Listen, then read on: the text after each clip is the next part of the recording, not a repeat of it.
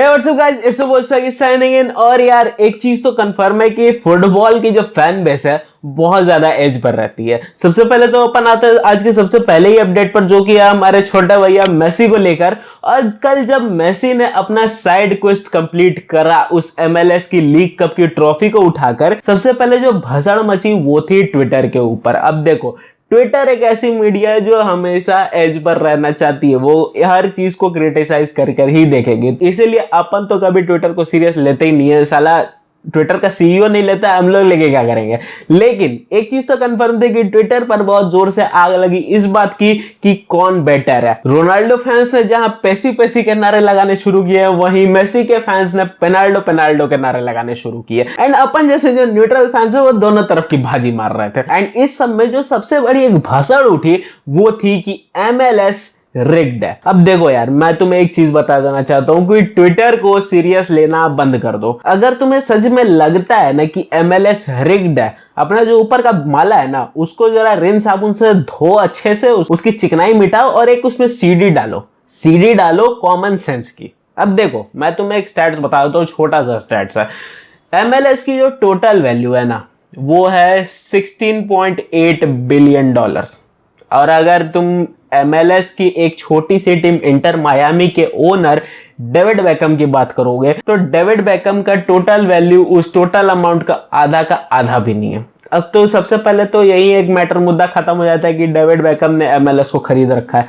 दूसरा जो कहानी है कि क्या मेसी के लिए इंटर मायामी ने रिग्ड किया है। इंटर मायामी की टोटल वैल्यू $800 मिलियन है। तो एक तो दो मुद्दा तो यही खत्म हो जाता है कि ना तो इंटर मायामी रिग कर सकती है और ना ही डेविड बेकम रिग कर सकता है। देखो, मैं ये नहीं बोल रहा हूं कि डेविड बेकम इन्फ्लुएंस नहीं डाल सकता है। डेविड बेकम का जो यूरोप में इन्फ्लुएंस है वो बहुत तगड़ा है, लेकिन जो पैसा वो MLS को रीड करने में लगाएगा उससे अच्छा वो पैसा वो यूरोप से और तगड़े लेवल प्लेयर्स को साइन करने में लगा देगा और अपनी टीम को एक नेक्स्ट लेवल अनबीटेबल टीम बना देगा। तो ऐसे में ये जो पहले तुम्हारी जो मिसकंसेप्शन है ना कि ये MLS ने रिग्ड कर रखा है और सिर्फ लियोनेल मेसी को जिताने के लिए रिग्ड कर रखा है, ये पहले तो अपने थॉट दिमाग से निकालो। ये जो जाला बना हुआ है ना इसको पहले साफ करो। एंड दूसरी चीज समझो कि Messi is too good for MLS। समझो कि मैंने एक शॉर्ट भी बनाई थी इस चीज पर कि यूरोप की फुटबॉल लेवल अभी के टाइम में अगर तुम देखोगे ना तो एक नेक्स्ट लेवल है। और उस यूरोपियन फुटबॉल को डोमिनेट करा है भाई पिछले 10 साल में मेसी और रोनाल्डो ने। तो वो एबिलिटी तो कहीं नहीं जा रही ना किसी बंदे से।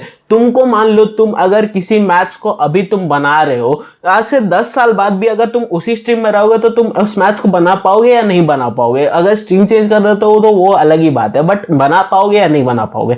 तो ऐसे में उस बंदे से फुटबॉल तो कहीं गई नहीं है, उस बंदे से वो यूरोपियन फुटबॉल की लेवल तो कहीं गई नहीं है, और यूरोपियन फुटबॉल की लेवल तो एक नेक्स्ट लेवल है। तो ऐसे में मेसी को इस चीज के लिए गाली देना कि उसने लीग्स कप को डोमिनेट करके रख दिया कोई सेंस ही नहीं बनाती है, क्योंकि MLS की एक्चुअल जो लेवल है वो ये तुम पक्का पक्की से कह सकते हो कि यूरोप से तो बहुत नीचे है, ये फैक्ट बात है। तो ऐसे में MLS को डायरेक्टली सिंगल हैंडेडली डोमिनेट करना ना मेसी के लिए बड़ी बात थी ना रोनाल्डो के लिए बड़ी बात थी। तो ये भसड़ में रहना कि मेसी रिग्ड कर चुका है पूरे MLS को, बंद कर दो, कोई फायदा नहीं है। जीत गया अच्छी बात है, बट यार मुझे थोड़ा सा एक दिल से कंप्लेन है यार कि एक मिक्सी नहीं थमानी चाहिए थी, एक ढंग का तो कब बना लो MLS। खैर इसी के साथ अपन आते हैं आज के दूसरे अपडेट पर, जो कि चेल्सी और वेस्ट हैम के मैच को लेकर। और बाय गॉड, वेस्ट हैम कल जिस तरीके से खेली है ना, मैं एक चीज तो तुम्हें कह सकता हूं कि एक प्योरेस्ट लेवल की जो फुटबॉल है जो वेस्ट हैम पसंद करती है।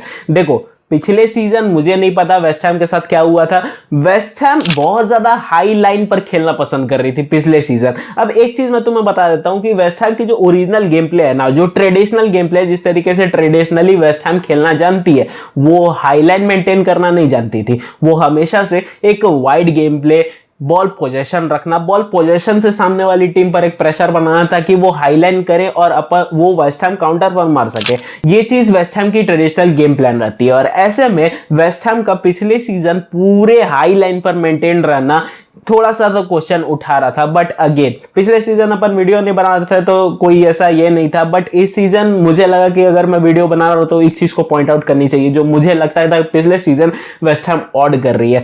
बट वेस्ट हैम इस साल वापस से अपने ट्रेडिशनल फुटबॉल जो प्ले स्टाइल है उस पर गई है।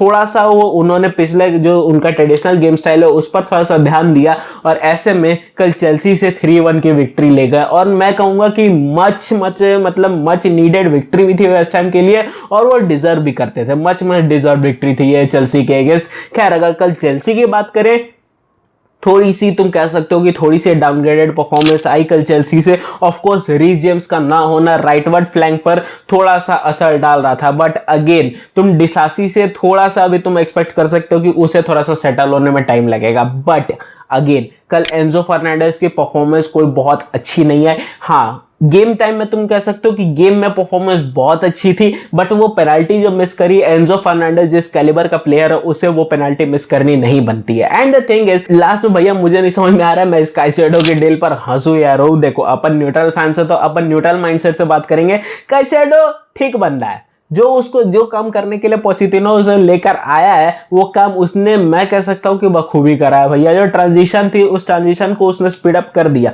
पूरे तरीके से उसके घोड़े की चाल चला दी। बट काइसेडो का जो वो थोड़ा सा सेकंड हाफ में और अपने ही बॉक्स में वो पेनाल्टी कंसीड करना थोड़ा क्वेश्चन उठा देता है काइसेडो की डील पर। बट अगेन शुरुआती दिन है, 2 मैच हुए हैं, टाइम दो, सेटल होने में टाइम लगता है, किसी भी टीम को सेटल होने में टाइम लगता है। मैंने पिछले ही वीडियो में बोला था नया मैनेजर, नई टीम है, पूरी की पूरी नई सिनारियो है, होने दो थोड़ा सेटल। अगर तुम चेल्सी का फैन हो ना, होने दो सेटल। ये चेल्सी से तुम अच्छा एक्सपेक्ट कर सकते हो आगे आने वाली टाइम में, क्योंकि कल भी इन्होंने एक अच्छा कमबैक कर रखा था। बट अगेन कुछ पर्सनल मिस्टेक्स और चेल्सी पीछे रह जा रही है। वो पर्सनल मिस्टेक्स मुझे लगता है कि पोचेटिनो शायद काउंटर कर देगा, तो टेंशन लेने की बात नहीं है।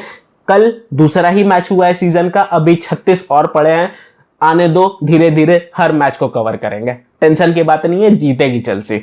चिल हो जाओ। और यार इसी के साथ थोड़ा सा अपने न्यूज के सेक्शन पर आ जाते हैं और सबसे पहले जो अपन न्यूज की बात करेंगे ना वो है अल नसर की। एंड अल नसर की बहुत तुम कह सकते हो कि बहुत इंट्रीगिंग चेंजेस अगले टाइम में तुम कुछ देख सकते हो। जैसे कि जो सबसे पहली डील हुई वो कल हुई ओटावियो की। एंड ओटावियो की डील अल नसर के लिए एक्चुअली तुम कह सकते हो कि जरूरी थी।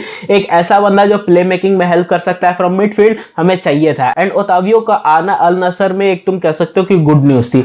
आज अल नसर ने एमेरिक लपोर्ट की डील को फाइनलाइज कर लिया एंड हेयर वी गो भी आ गया। अब देखो लपोर्ट है सेंटर बैक, लेकिन वो सबसे बड़ी एबिलिटी कि वो as a inverted full back खेल सकता है, क्योंकि पेप गार्दियोला के खोपड़ी की पैदाइश है वो। तो ऐसे में अब कास्टरो पे क्वेश्चन उठ जाता है कि वो क्या वो इन्वर्टेड फुल बैक खिलाना चाहेगा, और मेरे हिसाब से नहीं खिलाना चाहिए। जो तुम्हारे एबिलिटी है ना उसी में हाथ डालो, फालतू को सांप के बिल में हाथ डाल के कोई फायदा नहीं होने वाला है। इन्वर्टेड फुल बैक खिला के कोई सेंस ही नहीं बनेगी। एमेरिक लपोर्ट को एज ए सेंटर बैक खेलना दो, जो कि अल नसर के डिफेंस में एक अच्छा ऑप्शन है। बट जो सबसे बड़ी एक जो तुम कह सकते हो कन्वर्जन हुई है वो है एंडरसन टेलिस्का की। और तुम कह सकते हो कि एंडरसन टेलिस्का अल नसर को छोड़कर जा सकता है। अब देखो मेरे लिए ये न्यूज थोड़ा सा न्यूट्रल वाली कहानी है, बिकॉज मैं अल नसर का कोई बहुत बड़ा फैन नहीं हूं।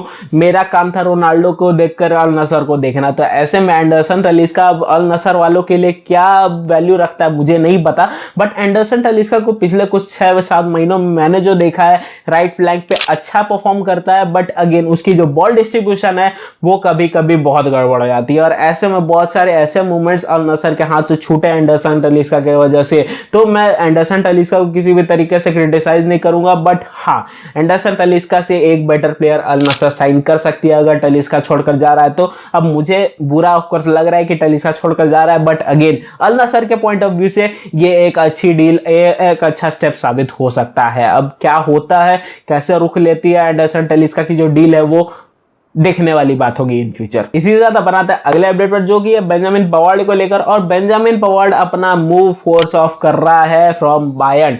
समझो कि बायर्न अभी पवार्ड छोड़कर जाना चाहता है किसी भी हद तक, और पवार्ड ने बायर्न को बोल दिया कि भैया मेरा तुम्हारा रिश्ता यहीं का यहीं समाप्त होता है। अब ऐसे में जो सबसे पहली जो नजर आती है इंटरनेशनल है बेंजामिन पवार्ड को अभी साइन करने के लिए, और इंटरनेशनल ने 30 मिलियन प्लस एड ऑन्स की जो डील है वो सोची है अभी बायर्न के टेबल पर रखने की, बट बायर्न अभी तक बेंजामिन पवार्ड की डील को ग्रीन सिग्नल नहीं देना चाहती है क्योंकि वो पहले रिप्लेसमेंट ढूंढना चाहते हैं। तो ऐसे में सबसे बड़ा क्वेश्चन आ जाता है कि क्या मैनचेस्टर यूनाइटेड इस डील में कूदेगी। मेरे हिसाब से कूदनी तो चाहिए, बट कूदेगी नहीं कूदेगी वो साले उन पर डिपेंड करता है। वो हो सकता है ये डील हमारे हाथ से निकल भी जाए, बिकॉज अभी तुम अगर करंट सिनेरियो देखोगे तो 80% चांस है कि ये डील हमारे हाथ से निकल ही चुकी है। अब ऐसे में इंटरनेशनल को बेंजामिन पवार्ड जैसा कैटेगरी का एक सेंटर बैक मिल जाएगा जो कि राइट बैक की भी खेल सकता है। परफॉर्मेंस अच्छा डील हो जाएगा इंटरनेशनल के लिए। खैर अगर मैनचेस्टर यूनाइटेड कूदती है तो ये हमारे लिए अच्छा बात होगा।